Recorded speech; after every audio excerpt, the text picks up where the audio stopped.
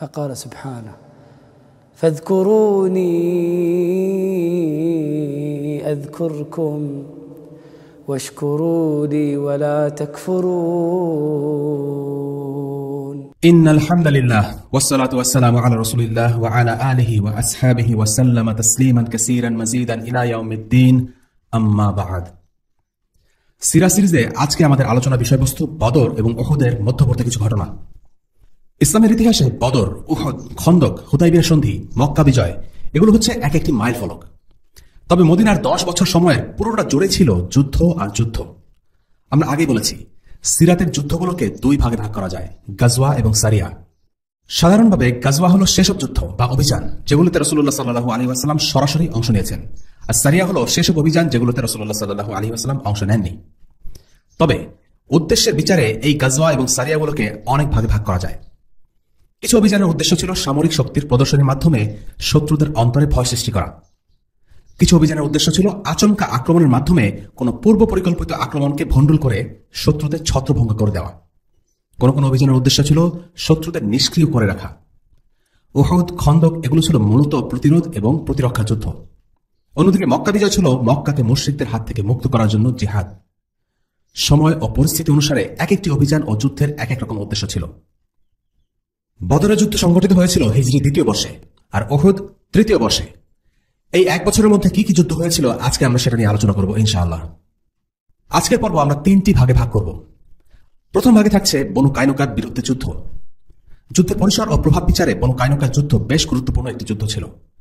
এটি ছিল এই সময়ের মধ্যে সংঘটিত একমাত্র বড় একটি অভিযান।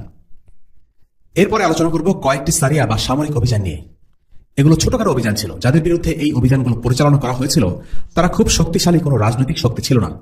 তবে আরবের বুকে ইসলামের একটি রাজনৈতিক শক্তি হিসেবে উত্থানে এই ছোট ছোট সারিয়াগুলো সামগ্রিক বিচারে খুবই গুরুত্বপূর্ণ ভূমিকা পালন করেছিল। একটা সভ্যতা কখনো কয়েকটি যুদ্ধে জয়ী হবার মাধ্যমে গড়ে ওঠে না, বরং এখানে রাজনৈতিক পরিকল্পনা, অন্য দেশ বা শক্তির সাথে কূটনৈতিক সম্পর্ক, সামরিক আধিপত্য, অভ্যন্তরীণ স্থিতিশীলতা ও নিরাপত্তা অনেকগুলো বিষয় এখানে জড়িত। এই সারিয়াগুলো ছিল তেমনই একটি বড় পরিকল্পনার অংশ। সিরাত পর্যালোচনায় আমরা দেখব রাসূলুল্লাহ সাল্লাল্লাহু আলাইহি ওয়াসাল্লাম তার সমস্ত শত্রুদের সাথে একই রকম কৌশল প্রয়োগ করেননি। কোন কোন শত্রুকে তিনি কঠোর হস্তে জিহাদের মাধ্যমে দমন করেছেন, কোন কোন শত্রুকে তিনি সামান্য সামরিক শক্তি প্রয়োগ করে রাজনৈতিকভাবে নিষ্ক্রিয় করেছেন। সারিয়াগুলো এই কৌশল বাস্তবায়নে ভূমিকা রেখেছিল। তৃতীয় ভাগে আমরা আলোচনা করব কাব ইবনে আশরাফের হত্যাকাণ্ড নিয়ে। এই ধরনের হত্যাকাণ্ডকে বলা হয় আল ইগতিয়াল বা গুপ্ত হত্যা। এই অপারেশনটি অন্যান্য গাজওয়া বা সারিয়ার মতো ছিল না, কারণ এখানে খুব প্রভাবশালী একজনকে গোপনে হত্যা করা হয়েছিল, যে কিনা একাধারে একজন মিডিয়া ব্যক্তিত্ব, রাজনীতির মাঠে প্রভাবশালী এবং যুদ্ধের উস্কানিদাতা। এবং সবশেষে আমরা আলোচনা করব এই 2 বছরের কিছু গুরুত্বপূর্ণ সামাজিক ঘটনা নিয়ে। শুরু করা যাক বনু কায়নুকার বিরুদ্ধে অভিযান নিয়ে। আমাদের প্রথম আলোচনা হচ্ছে বনু কায়নুকার অভিযান, যেটি ঘটেছিল হিজরি 2য় বর্ষের শাওয়াল মাসে। আমরা গত পর্বে বিস্তারিত আলোচনা করেছি ইহুদিরা কিভাবে ধীরে ধীরে মুসলিমদের শত্রু হয়ে ওঠে। শুরু থেকেই তারা মদিনা সনদের প্রতি শ্রদ্ধাশীল ছিল না। পরবর্তীতে তাদের হুমকি ধামকি, প্রকাশ্য শত্রুতা আর ষড়যন্ত্রের মাত্রা কেবল বাড়তেই থাকে। একটা পর্যায়ে মুসলিমদের সাথে তাদের বিরোধ অবশ্যম্ভাবী হয়ে পড়ে। আর তেমনই একটি উত্তেজনাকর পরিস্থিতিতে একটি ঘটনা ঘটে যা বনু কায়নুকাকে সরাসরি মুসলিমদের বিরুদ্ধে ঠেলে দেয়। ইতিহাসে আমরা দেখি হয়তো একটি ছোটখাটো ঘটনা ইতিহাসের মোড় ঘুরিয়ে দিয়েছে বা ব্যাপক পরিবর্তনের পথ খুলে দিয়েছে। তবে এটা ভুলে গেলে চলবে না, প্রায় দেখা যায় এই ছোট ঘটনাগুলো আসলে বড় পরিবর্তনের মূল কারণ নয়, বরং প্রভাবক মাত্র। ইহুদিদের সাথে মুসলিমদের শত্রুতার আসল কারণগুলো আমরা আগে আলোচনা করেছি। এখন যে ঘটনাটা আলোচনা করব সেটি এই শত্রুতাকে সরাসরি একটি সামরিক সংঘাতের রূপ দিয়েছে। ঘটনাটি ঘটেছিল বদর যুদ্ধের পর। একদিন এক মুসলিম মহিলা বাজারে গেলেন। মদিনায় অলংকারের ব্যবসা ছিল ইহুদিদের হাতে। সেই মুসলিম মহিলা অলংকার কেনা বা বেচার জন্য বাজারে গেলেন। বাজারে গিয়ে এক দোকানের মেঝেতে বসলেন। দোকানের মালিক ছিল ইহুদি, তার হাতে অলংকার দিলেন। সেখানে আরো কিছু ইহুদি লোক ছিল। তারা তার মুখের পর্দা সরানোর জন্য পটাতে চাইল, চাপাচাপি করল, কিন্তু তিনি অস্বীকৃতি জানালেন। এর মধ্যে দোকানের মালিক চুপি চুপি তার পেছনে গিয়ে দাঁড়ালো। মেঝেতে ছড়িয়ে থাকা কাপড়ের নিচ দিকটা পেরেক দিয়ে মাটির সাথে গেঁথে দিল। মহিলা এসব খেয়াল করেননি। যখন উঠে দাঁড়াতে গেলেন, পেরেকের টান খেয়ে তার শরীর থেকে কাপড় সরে গেল। তিনি চিৎকার দিয়ে উঠলেন। একজন মুসলিম নারীকে এভাবে অপদস্থ হতে দেখে বাজারেরই এক পুরুষ প্রচন্ড রেগে গেলেন। তিনি ইহুদি দোকানদারকে আক্রমণ করে মেরে ফেললেন। আর তার পরপরই ইহুদি মাস্তানগুলো মুসলিম লোকটার উপর চড়াও হলো। তাকে মারতে মারতে তারা মেরেই ফেলল। এর জের ধরে নিহত মুসলিম ব্যক্তির গোত্রের সাথে বনু কায়নুকার মারামারি বেঁধে গেল। এই সংবাদ তাৎক্ষণিকভাবে রাসূলুল্লাহ সাল্লাল্লাহু আলাইহি ওয়াসাল্লামের কাছে প্রেরণ করা হলে তিনি মুহাজির ও আনসারদের সমন্বয়ে সেনাদল প্রস্তুত করে অভিযানে নামলেন। মদিনার অস্থায়ী গভর্নর ছিলেন আবু লুবাবা ইবনে আল মুনজির রাদিয়াল্লাহু আনহু। রাসূলুল্লাহ সাল্লাল্লাহু আলাইহি ওয়াসাল্লাম তাদের দুর্গ আক্রমণ করে অবরোধ করলেন। তাদের জানিয়ে দিলেন তাদের এই কাজের জন্য তাদের সাথে চুক্তি বাতিল হয়ে গেছে। 15 দিনের জন্য তাদের দুর্গ অবরোধ করে রাখা হলো। আর এই ইহুদিরা, যারা কিনা 2 দিন আগেও নিজেদের যুদ্ধ ক্ষমতা নিয়ে আস্ফালন করে বলেছিল আমাদের সাথে যুদ্ধ করতে আসলেই টের পাবে সত্যিকারের যোদ্ধা কাকে বলে, সেই একই বনু কায়নুকাকে যখন অবরোধ করা হলো তখন তারা দুর্গের মধ্যে ভয়ে কেঁপে অস্থির। উপায় না দেখে তারা আত্মসমর্পণ করতেও রাজি হয়ে গেল, কোনো প্রতিরোধ গড়ল না। রাসূলুল্লাহ সাল্লাল্লাহু আলাইহি ওয়াসাল্লাম আল মুনজির ইবনে আল কুদামাকে আদেশ দিলেন বনু কায়নুকার ইহুদিদের বেঁধে রাখতে। বনু কায়নুকার মিত্র ও বন্ধু মুনাফিকদের নেতা আব্দুল্লাহ ইবনে উবাই এই দৃশ্য দেখে খুব কষ্ট পাচ্ছিল। ইহুদিদের করুণ পরাজয়ের দৃশ্য তাকে খুব পীড়া দিচ্ছিল। সে রাসূলুল্লাহ সাল্লাল্লাহু আলাইহি ওয়াসাল্লামের সাহাবী আল মুনজিরকে আদেশে স্বরে বলল, মুনজির, ছেড়ে দাও ওদের। মুনজির বললেন, কি ছেড়ে দেব মানে? আল্লাহ রাসূল আদেশ করেছেন এদের বেঁধে রাখতে, আর তুমি বলছো এদের ছেড়ে দিতে? যে এদের বাঁধন খুলে দেবে আমি তাকে হত্যা করব। আল মুনজিরের কড়া জবাব পেয়ে আব্দুল্লাহ ইবনে উবাই বুঝতে পারল এই মদিনা আর তার মদিনা নয়, এই মদিনা এখন আল্লাহ রাসূলের মদিনা, এখানে ইবনে উবাইয়ের কথা চলে না। আল মুনজিরকে সে আর খাটালো না, বাধ্য হয়ে রাসূলুল্লাহ সাল্লাল্লাহু আলাইহি ওয়াসাল্লামের কাছে গেল। ইহুদিদেরকে ছেড়ে দেওয়ার জন্য অনুনয় বিনয় করতে লাগলো। বলল, আমার মিত্রদের প্রতি একটু সদয় হন ইয়া রাসূলুল্লাহ। রাসূলুল্লাহ সাল্লাল্লাহু আলাইহি ওয়াসাল্লাম কোনো সাড়া দিলেন না। ইবনে উবাই দ্বিতীয়বার একই কথা বলল, আমার মিত্রদের প্রতি সদয় হন, আপনার দোহাই লাগে। রাসূলুল্লাহ সাল্লাল্লাহু আলাইহি ওয়াসাল্লাম পেছনে ফিরলেন, কিন্তু এবারও কোনো সাড়া দিলেন না। ইবনে উবাই মরিয়া হয়ে উঠল। সে রাসূলুল্লাহ সাল্লাল্লাহু আলাইহি ওয়াসাল্লামের পকেটে আর বর্মের ভেতরে হাত ঢুকিয়ে দিল, যেন রাসূলুল্লাহ সাল্লাল্লাহু আলাইহি ওয়াসাল্লাম তাকে উপেক্ষা করতে না পারেন। রাসূলুল্লাহ সাল্লাল্লাহু আলাইহি ওয়াসাল্লাম খুবই বিরক্ত হলেন, বললেন, ছাড়ো আমাকে। রাসূলুল্লাহকে দেখে বোঝা যাচ্ছিল তিনি প্রচন্ড রেগে গেছেন। তিনি বললেন, তোমার উপর অভিশাপ পড়ুক, আমাকে যেতে দাও বলছি। ইবনে উবাই তার হাতের মুষ্টি আরো শক্ত করে বলল, যতক্ষণ পর্যন্ত আপনি আমার মিত্রদের প্রতি সদয় হবেন না ততক্ষণ আমি আপনাকে ছাড়ব না। তাদের মাঝে 700 জন যোদ্ধা আমাকে শত্রুদের হাত থেকে রক্ষা করেছিল, সারা কোনো সবার বিরুদ্ধে আমার জন্য যুদ্ধ করেছিল, আর আপনি তাদের সবাইকে এক সকালে মেরে সাফ করে দিতে চান? আমি তো আমার নিরাপত্তা নিয়ে শঙ্কিত বোধ করছি। রাসূলুল্লাহ সাল্লাল্লাহু আলাইহি ওয়াসাল্লাম বললেন, ঠিক আছে, তবে তারা তোমারই থাকবে। আব্দুল্লাহ ইবনে উবাইয়ের চাপাচাপিতে রাসূলুল্লাহ সাল্লাল্লাহু আলাইহি ওয়াসাল্লাম তাদেরকে ছেড়ে দিলেন, হত্যা করলেন না, তবে মদিনা থেকে বের করার আদেশ দিলেন। বনু কায়নুকার লোকজন এই যাত্রায় বেঁচে গেল। মদিনা থেকে বের হয়ে শামের দিকে অর্থাৎ সিরিয়ার দিকে যাত্রা করল। যাত্রার তদারকিতে ছিলেন উবাদা ইবনে সামিত রাদিয়াল্লাহু আনহু। মদিনা থেকে বেরোবার আগে তাদের কাছ থেকে যুদ্ধের গনিমত হিসেবে টাকা নেওয়া হয়, এই টাকা মুসলিমদের মাঝে বন্টন করে দেওয়া হয়। এখন বনু কায়নুকার অভিযান থেকে আমরা কি শিক্ষা পাই? প্রথমত, বিচক্ষণতা। রাসূলুল্লাহ সাল্লাল্লাহু আলাইহি ওয়াসাল্লাম মুনাফিকদের নেতা আব্দুল্লাহ ইবনে উবাইয়ের সাথে খুব বিচক্ষণ আচরণ করেছিলেন। ইবনে উবাই একটা সময়ে প্রকাশ্যে ইসলামের শত্রুতা করত, কিন্তু বদর যুদ্ধের পর সে আর তার লোকেরা ভোল পাল্টে ফেলে। তারা বাহ্যত নিজেদের মুসলিম বলে দাবি করতে থাকে। এই কারণে রাসূলুল্লাহ সাল্লাল্লাহু আলাইহি ওয়াসাল্লাম ইবনে উবাইয়ের সাথে সরাসরি শত্রুতা এড়িয়ে গেছেন, বরং ধৈর্যের সাথে তাকে সামাল দিয়েছেন। এর পেছনে দুটো কারণ ছিল।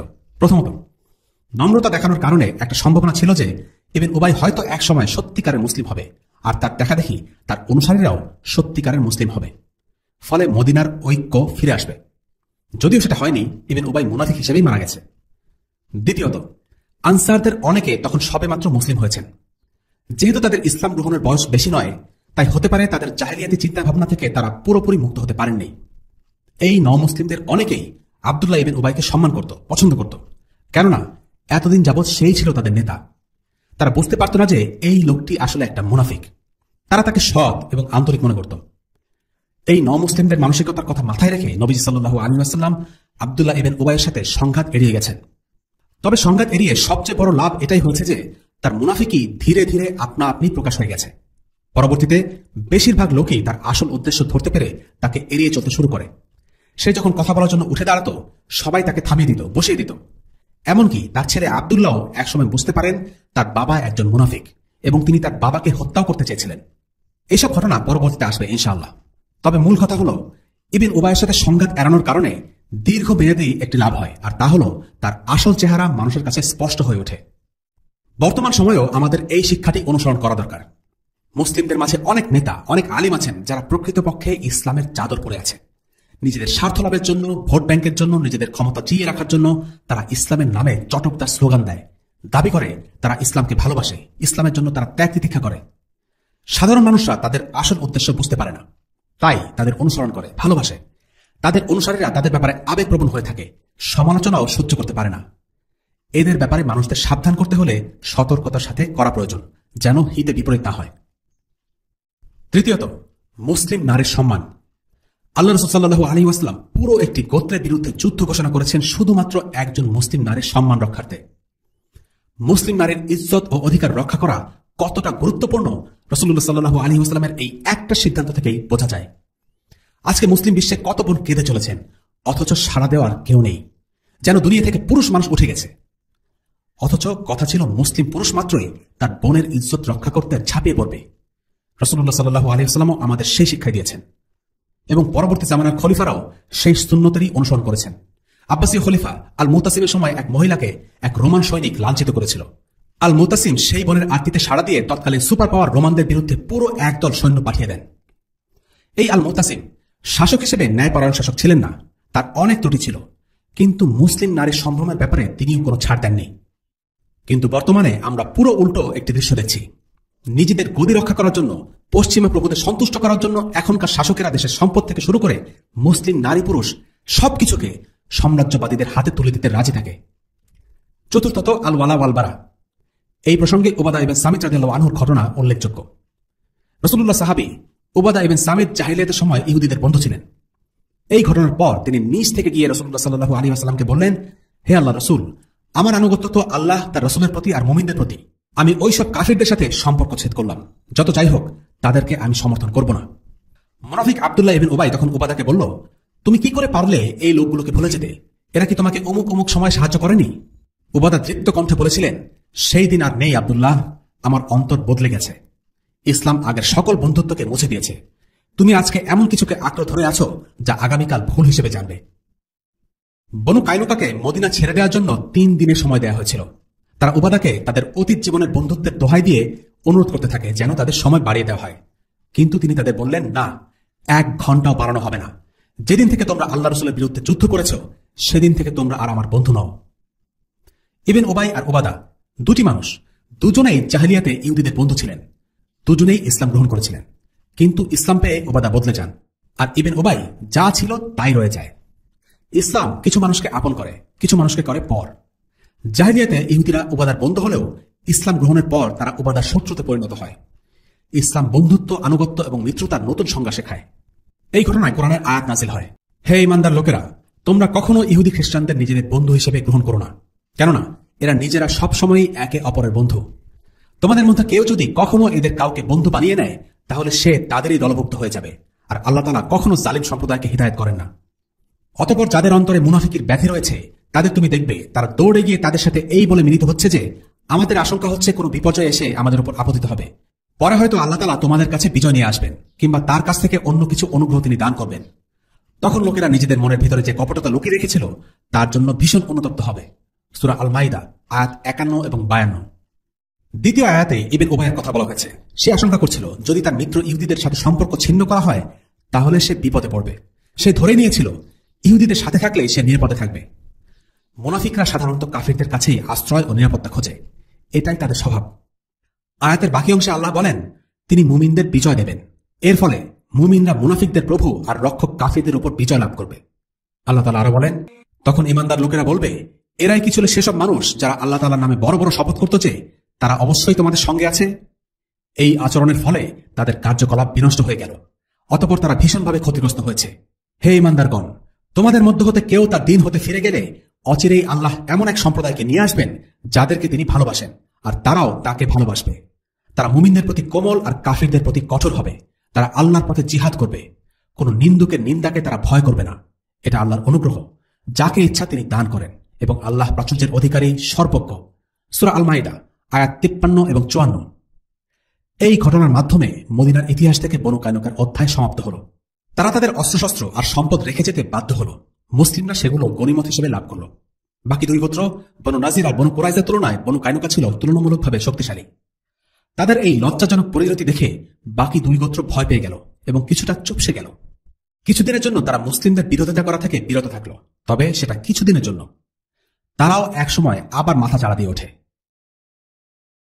এবার আমরা আলোচনা করব বদর এবং উহুদের মধ্যবর্তী কিছু সামরিক অভিযান নিয়ে।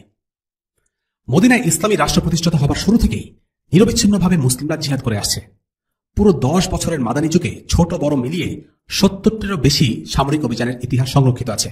অর্থাৎ গড়ে প্রতি 2 মাসে অন্তত একটি করে অভিযান সংঘটিত হতো। আমাদের মনে রাখতে হবে, মদিনার ইসলামী রাষ্ট্র এখনকার সময়ের মতো কোনো অলস জাতীয়তাবাদ ভঙ্গুর রাষ্ট্র ছিল না, যে শুধু নিজের সীমানার ভিতরে মাথা ঘামাবে। এখনকার সময়ে মুসলিম দেশগুলো নিজেদের স্বাধীন হিসেবে দাবি করলেও কার্যত তার সাম্রাজ্যবাদী পশ্চিমা শক্তির দ্বারা নিয়ন্ত্রিত হয়। অভ্যন্তরীণ রাজনীতি, অর্থনৈতিক পলিসি, শিক্ষা ব্যবস্থা, সমরনীতি সবই আন্তর্জাতিক বা আঞ্চলিক কুফরি শক্তির হাতে জিম্মি। অন্যদিকে মদিনার রাষ্ট্র ছিল একটি আদর্শিক রাষ্ট্র, যার আদর্শ ছিল ইসলাম। এই রাষ্ট্রের মিশন ছিল মুসলিমদের প্রতিরক্ষা নিশ্চিত করা, আল্লাহ তাআলার সার্বভৌমত্ব নিশ্চিত করা, সমাজে ইসলামী বিশ্বাস ও মূল্যবোধকে লালন করা এবং ইসলামকে পৃথিবীর সমস্ত স্থানে ছড়িয়ে দেওয়া। এই রাষ্ট্রের একটি দীর্ঘমেয়াদী ভিশন ছিল, আর তাই শুরু থেকেই এই রাষ্ট্রকে সার্বক্ষণিক সামরিক তৎপরতায় ব্যস্ত থাকতে হয়েছে। এই রাষ্ট্র সত্যিকার অর্থেই মুসলিমদের একটি স্বাধীন রাষ্ট্র ছিল। এই রাষ্ট্রের প্রধান ছিলেন আল্লাহ রাসূল সাল্লাল্লাহু আলাইহি ওয়াসাল্লাম, এবং তারপরে তার স্থলাভিষিক্ত হয়েছিলেন একে একে 4 জন খলিফা আবু বকর, ওমর, ওসমান এবং আলী রাদিয়াল্লাহু আনহুম। তারা আল্লাহ ছাড়া কাউকে ভয় করতেন না, তারা কোনো পরাশক্তির তোয়াক্কা করতেন না, বহিঃশক্তির চাপ বা হুমকির সামনে তারা কখনো মাথা নত করেননি। আল্লাহকে ভয় করে তারা আল্লাহর শরিয়া দিয়ে মুসলিম ও অমুসলিমদের শাসন করেছেন, আর তাই তাদের রাষ্ট্র ব্যবস্থাকে বলা হয় খিলাফায়ে রাশিদা, অর্থাৎ নবুয়তের পদ্ধতিতে এই 4 জন খলিফা শাসন করেছেন। পরবর্তীতে যারা এসেছেন তারা প্রায় সবাই মুসলিমদের বৈধ খলিফা ছিলেন, তবে তাদের শাসন ব্যবস্থায় কম বেশি ত্রুটি বিচ্যুতি ছিল এবং তাদের কেউ কেউ ছিলেন ন্যায়পরায়ণ, কেউ কেউ ছিলেন জালেম, যে কারণে তাদের খিলাফতকে খিলাফায়ে রাশিদা বলা হয় না। যাই হোক, আলোচনা ফেরা যাক। বদর আর উহুদের মাঝে বেশ কিছু অভিযান সংঘটিত হয়েছিল। আমরা এই পর্বে খুব সংক্ষেপে 6টি অভিযান নিয়ে আলোচনা করব। আমরা আগেই বলেছি, সামরিক তাৎপর্যের বিচারে এক একটি অভিযান আলাদাভাবে বদর কিংবা উহুদের মতো গুরুত্বপূর্ণ নয়, কিন্তু সামগ্রিক বিচারে এগুলো ছিল খুবই গুরুত্বপূর্ণ। এই অভিযানগুলোর আলোচনা থেকে আমরা কখনো কখনো কিছু তথ্য জানব, কখনো কিছু সাহাবীদের ঘটনা জানব, কিছু মূলনীতি আর শিক্ষা আহরণ করব এবং অনুপ্রেরণা লাভ করব। প্রথম অভিযান গাজওয়া আল কদর বা কুদরের অভিযান। বদর যুদ্ধের মাত্র 7 দিন পরেই এই অভিযান সংঘটিত হয়। এ থেকে বোঝা যায় আল্লাহ রাসূল সাল্লাল্লাহু আলাইহি ওয়াসাল্লাম কতটা তৎপর ছিলেন মদিনার নিরাপত্তার ব্যাপারে। রাসূলুল্লাহ সাল্লাল্লাহু আলাইহি ওয়াসাল্লামের গোয়েন্দা বিভাগ জানতে পারে যে বনু সালিম গোত্র মুসলিমদের উপর আক্রমণের ষড়যন্ত্র করছে। তাই রাসূলুল্লাহ সাল্লাল্লাহু আলাইহি ওয়াসাল্লাম আকস্মিকভাবে 200 জন মুজাহিদ নিয়ে তাদেরকে আগে ভাগে আক্রমণ করে বসেন। এখনকার পরিভাষায় এই ধরনের হামলাকে বলা হয় প্রিএম্পটিভ স্ট্রাইক। শত্রুপক্ষ হামলা চালানোর আগে তাদেরকে হামলা করে বসা। বনু সালিমের এলাকাটি ছিল বর্তমানের বাহরাইনে। এই অভিযানে তেমন কোনো হতাহতের ঘটনা ঘটেনি। বনু সালিম গোত্র 500 উট রেখে পালিয়ে যায়। উটগুলো মুসলিমদের মাঝে গনিমত হিসাবে ভাগ করে দেওয়া হয়। প্রত্যেকের ভাগে 2টো করে উট পড়ে। এই অভিযান চলাকালীন সময়ে মদিনার অস্থায়ী প্রশাসক ছিলেন সিবা ইবন উরফুতা অথবা ইবন উম্মে মাখতুম রাদিয়াল্লাহু আনহু। দ্বিতীয় অভিযান গাজওয়া আস-সাওয়িক। বদরের যুদ্ধে পরাজিত হবার লজ্জা মোচন করার জন্য কুরাইশরা সিদ্ধান্ত নেয় মুসলিমদের বিরুদ্ধে কিছু একটা করতেই হবে। এই কারণে কুরাইশ নেতা আবু সুফিয়ান মদিনার ইহুদি গোত্র বনু নাজিরের দ্বারস্থ হয়। বনু নাজির গোত্রের প্রধান সাল্লাম ইবন মিশকামের বাসাতেই মেহমান হিসেবে ওঠে। মদিনার উপকণ্ঠে কিভাবে আক্রমণ করতে হবে সে বিষয়ে বিস্তর আলাপ আলোচনা হয়। ইহুদিদের কাছ থেকে কুরাইশরা অনেক মূল্যবান তথ্য লাভ করে। আবু সুফিয়ান ঠিক করল আকস্মিক আক্রমণ করে মুসলিমদেরকে ভরকে দেবে। মদিনায় সর্বাত্মক হামলা চালানোর কোনো উদ্দেশ্য তার ছিল না, কারণ তখন তার সামর্থ্য ছিল না। সে চাচ্ছিল মুসলিমদের উপর হামলা চালিয়ে যতটুকু পারা যায় ক্ষতি সাধন করা। এই উদ্দেশ্যে সে 200 সৈন্য নিয়ে মদিনার উপকণ্ঠে উরাইদ নামের এক স্থানে অতর্কিতে আক্রমণ করে এবং 2 জন মুসলিমকে হত্যা করে। এরপর একটা খেজুর বাগানে আগুন লাগিয়ে পালিয়ে যায়। এই খবর পাওয়া মাত্র কুরাইশদের উপযুক্ত জবাব দেওয়ার জন্য তাৎক্ষণিকভাবে রাসূলুল্লাহ সাল্লাল্লাহু আলাইহি ওয়াসাল্লাম 200 সৈন্য নিয়ে তাদেরকে তাড়া করার উদ্দেশ্যে বের হন। কিন্তু আবু সুফিয়ান তার সৈন্য সমেত পালিয়ে যায়। দ্রুত পালাবার জন্য তারা তাদের খাবার ফেলে রেখে চলে যায়। এই খাবারের নাম হচ্ছে সাওয়িক। এই খাবার ছিল এক প্রকারের গম বা বার্লি। মুসলিমরা তাদের ফেলে রাখা খাবারগুলো রেখে দেয়। এই কারণে এই অভিযানের নাম হচ্ছে গাজওয়া আস-সাওয়িক। 5 দিন ধরে মুসলিমরা তাদের তাড়া করে এবং আক্রান্ত এলাকার নিরাপত্তা নিশ্চিত করার জন্য টহল দিতে থাকে, অর্থাৎ সমস্ত জায়গা প্রদক্ষিণ করে বেড়ায়। এই অভিযানে কুরাইশদের সাথে মুসলিমদের মুখোমুখি কোনো যুদ্ধ হয়নি। তৃতীয় অভিযান গাজওয়ায়ে জি আমর। এই অভিযানটিও ছিল প্রিএম্পটিভ স্ট্রাইক, অর্থাৎ শত্রুপক্ষের হামলার জন্য বসে না থেকে আগে ভাগে তাদের উপর হামলা চালানো। রাসূলুল্লাহ সাল্লাল্লাহু আলাইহি ওয়াসাল্লামের গোয়েন্দা বিভাগ তথ্য লাভ করেন যে সালাবা এবং মুহারিব এই 2টি গোত্র মদিনা আক্রমণের পরিকল্পনা করছে। তিনি 450 মুজাহিদের সমন্বয়ে গঠিত বাহিনী নিয়ে গোত্র দুটোর দিকে অগ্রসর হন। পথে হুবান নামের শত্রুপক্ষের এক লোককে গ্রেফতার করা হলো। তাকে ইসলামের দাওয়াত দেওয়া হলে সে মুসলিম হয়ে যায়। ওদিকে রাসূলুল্লাহ সাল্লাল্লাহু আলাইহি ওয়াসাল্লামের সেনাবাহিনী আসছে খবর পেয়ে গোত্র দুটো আশেপাশের পাহাড়ি এলাকায় ছড়িয়ে ছিটিয়ে পালিয়ে যায়। এরপরও রাসূলুল্লাহ সাল্লাল্লাহু আলাইহি ওয়াসাল্লাম সেখানে 1 মাস অবস্থান করেন। এই অভিযানে একটি মজার ঘটনা ঘটে, একটি মুজিজা। যখন মুসলিমরা সেখানে পৌঁছল তখন বৃষ্টি হচ্ছিল। রাসূলুল্লাহ সাল্লাল্লাহু আলাইহি ওয়াসাল্লামের কাপড় ভিজে চুপসে একাকার। তিনি বর্ম খুলে গায়ের কাপড় একটা গাছের সাথে ঝুলিয়ে কাপড় শুকানোর অপেক্ষায় গাছের নিচেই শুয়ে পড়লেন। কখন যেন চোখ লেগে গেল। এমন সময় শত্রুপক্ষের মুহারিব গোত্রপ্রধান দাসুর বিন আল হারিস চুপি চুপি সেখানে এলো, হাতে খোলা তরবারি। রাসূলুল্লাহর উপর দাঁড়িয়ে তাকে ঘুম থেকে জাগিয়ে তুলে জিজ্ঞেস করল, এই যে মুহাম্মদ, কে তোমাকে এখন আমার হাত থেকে বাঁচাবে? রাসূলুল্লাহ সাল্লাল্লাহু আলাইহি ওয়াসাল্লাম এই হঠাৎ আক্রমণে একটু ভড়কে না গিয়ে আত্মবিশ্বাসের সাথে জবাব দিলেন, আল্লাহ আমায় রক্ষা করবেন। আর এই কথা বলার সাথে সাথে দাসুরের হাত থেকে তরবারি পড়ে যায়। সাথে সাথে রাসূলুল্লাহ সাল্লাল্লাহু আলাইহি ওয়াসাল্লাম তরবারিটি কুড়িয়ে নিয়ে দাসুরের সামনে দাঁড়ালেন। দাসুর, তোমাকে এখন আমার হাত থেকে কে রক্ষা করবে বলো তো? মুহূর্তের মাঝে দৃশ্যপট বদলে গেল। দাসুর ভরকে যায়। দাসুর বুঝতে পারে তার সামনে যিনি দাঁড়িয়ে আছেন তিনি হলেন আল্লাহর পক্ষ থেকে একজন প্রিয় রাসূল। সে রাসূলুল্লাহ সাল্লাল্লাহু আলাইহি ওয়াসাল্লামের কাছে প্রাণ ভিক্ষা চাইতে থাকে। আল্লাহ রাসূলও তাকে মাফ করে দিলেন। দাসুর এরপর মুসলিম হয়ে যায় এবং অঙ্গীকার করে কখনো সে মুসলিমদের সাথে যুদ্ধ করবে না। মুসলিম হয়ে গিয়ে সে তার গোত্রের কাছে ফিরে গেল। তার গোত্রের লোকেরা তার মাঝে কিছু একটা পরিবর্তন দেখতে পেল। তাদের কাছে মনে হলো এই দাসুর আর আগের দাসুর নয়। তারা তাকে জিজ্ঞেস করলো, এই তোমার হয়েছেটা কি বলতো? সে তার কাহিনী গোত্রকে শোনালো। বলল, জানো কি হয়েছে? ইয়া এক লম্বা লোক আমার সামনে এসে দাঁড়ালো আর আমার বুকে ধাক্কা দিল। আমি নিশ্চিত ওই লোকটা ছিল একটা ফেরেশতা। তাই আমি সাক্ষ্য দিলাম যে মুহাম্মদ হচ্ছেন আল্লাহ রসুল। আল্লাহর কসম, আমি আর কোনোদিন তাদের সাথে যুদ্ধ করব না। এই লম্বা লোকটি ছিলেন আসলে জিবরিল আলাইহিস সালাম। ঘটনাটি ছিল আল্লাহর পক্ষ থেকে একটি মুজিজা। দাসুর তার গোত্রের লোকদের ইসলামের দাওয়াত দিলে অনেকেই মুসলিম হয়ে যায়। চতুর্থ অভিযান, সারিয়া আল কারদাহ। আমরা আগেই বলেছি কুরাইশদের দুটো বাণিজ্যিক রুট ছিল, একটি ছিল সিরিয়াগামী আর একটি ছিল ইয়েমেনগামী। মুসলিমদের সাথে সংঘাতে জড়িয়ে পড়বার পর মক্কা থেকে সিরিয়াগামী বাণিজ্য পথটি অনিরাপদ হয়ে পড়ে, কেননা তার কাছেই ছিল মদিনা। এই কারণে কুরাইশরা ভিন্ন একটি পথে তাদের ব্যবসায়িক পণ্য বহনের চিন্তা করে। তারা নজদ হয়ে এবার সিরিয়া প্রবেশের একটি পথ বের করে, যদিও সেটা ছিল বেশ খরচ সাপেক্ষ। তাদের এই নতুন পথে হানা দিতে রাসূলুল্লাহ সাল্লাল্লাহু আলাইহি ওয়াসাল্লাম যায়েদ বিন হারিসা রাদিয়াল্লাহু আনহুর নেতৃত্বে 100 মুসলিম বিশিষ্ট সারিয়া প্রেরণ করেন। তারা সফলভাবে কুরাইশ কাফেলা আক্রমণ করেন। কাফেলার প্রহরীরা পালিয়ে যায় আর মুসলিমরা কাফেলা দখল করে নেয়। অভিযানটি সংগঠিত হয় আরবের কেন্দ্র নজদ এলাকার আল কারদা নামক স্থানে। পঞ্চম অভিযান, গাজওয়াতুল বুহরান বা বাহরান। হিজরি 3য় বর্ষে পরিচালিত এই অভিযানটি সংগঠিত হয়েছিল সেই বনু সালিম গোত্রের বিরুদ্ধে, যাদের বিরুদ্ধে মুসলিমরা বদরের ইমিডিয়েটলি পরেই কুদরায় হামলা করেছিল। কিন্তু এবারও তারা পালিয়ে যায় এবং মুসলিমরা সেখানে 10 দিন অবস্থান করেন। এই সামরিক অভিযানগুলোর উদ্দেশ্য কি ছিল? প্রথমত, এই অভিযানগুলো মুসলিমদের জন্য নিছক সামরিক প্রশিক্ষণ ছিল না, বরং অন্যান্য ইবাদতগুলোর মতোই জিহাদ করাও একটি ইবাদত। আবার যখন জিহাদ ফরজ করা হয় তখন এর প্রশিক্ষণ নেওয়াও ফরজ।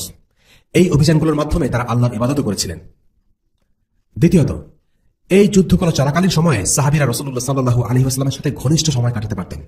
তার সাথে ভ্রমণ, খাওয়া দাওয়া, ঘোরাফেরা করতে করতে রাসূলুল্লাহ সাল্লাল্লাহু আলাইহি ওয়াসাল্লামের অসাধারণ ব্যক্তিত্বের কত রকম পরিচয় যে সাহাবীদের সামনে ফুটে উঠত তার কোনো ইয়ত্তা নেই।